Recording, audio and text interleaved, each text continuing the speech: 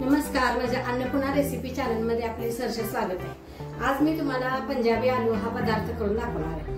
त्यासाठी लागणारे साहित्य दाखवते। हे 2-4 बटाटे उकडून घेतलेले आहेत, परत थोडं तेल घेतलेलं आहे, मीठ, गरम मसाला, परत तिखट, ही 1 टोमॅटोची प्युरी करून घेतली आहे, मोठ्या टोमॅटोची, परत हळद, हे बडीशेप जराशी कुटून घ्यायची, साखर, कोथिंबीर आणि आल्याचा तुकडा थोडा घ्यायचा, असा चिरून घ्यायचा, असा कापून फोडणीला, आणि पाणी।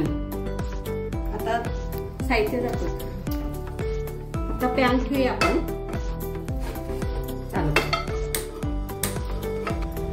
आता पॅन तापलेला आहे, तेल घालून घेऊया आपण, त्यात थोडं तेल घालायचं।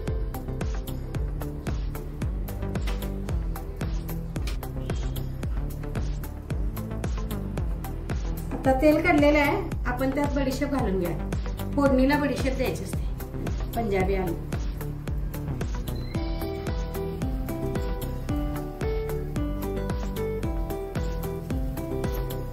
एक चमचावर बडीशेप कुटून घेतलेले आहे, फोडणीला टाकायची। त्यात आलं पण टाकायचं, आलं पण लांब लांब फोडी करून घेतली ती।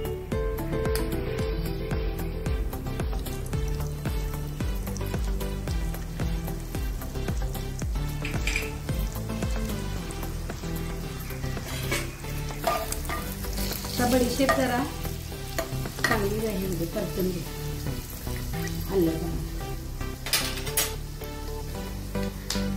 तर त्यात हळद घालून द्या, थोडी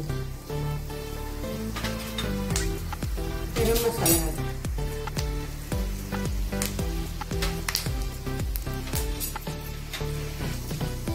तिखट पण घालून घ्या। जास्त तिखट तुम्हाला पाहिजे असलं तर जास्त घालू शकता। थोडी साखर घालायची,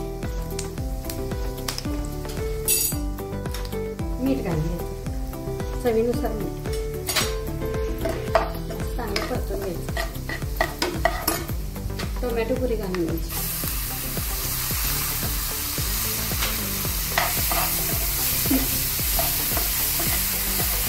थोडं पाणी घालून घ्या आपण,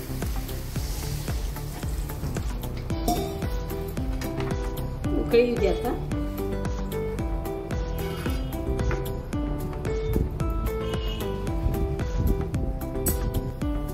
आता हे आमटीला हे उकळी आलेले आहे, आता त्यात बटाटा सोडूया।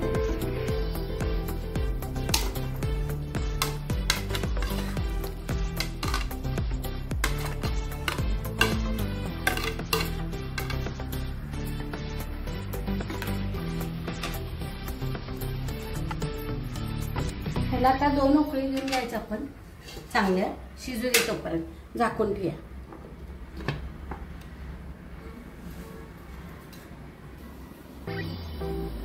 आता उघडून बघूया आपण, झालेलं आहे, आता शिजलेली आहे ना।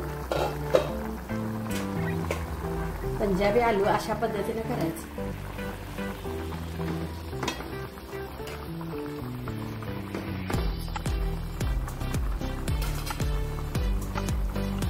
आता गॅस बंद करते, सर्व करते।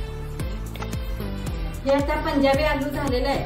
रेसिपी अशा पद्धतीने करून बघा। यात फक्त जिरं मोहरी घालायचं नाही, त्याच्याबदली बडीशेप कुटून घालायची फोडणीला, आणि आलं घालायचं लांब लांब फोडी करून। मी अशा पद्धतीने करून बघा, पंजाबी आलू मस्त होते आमटी। आणि आवडली तर कमेंट करा, सबस्क्राईब करा, लाईक करा, शेअर करा। नमस्कार, थँक्यू।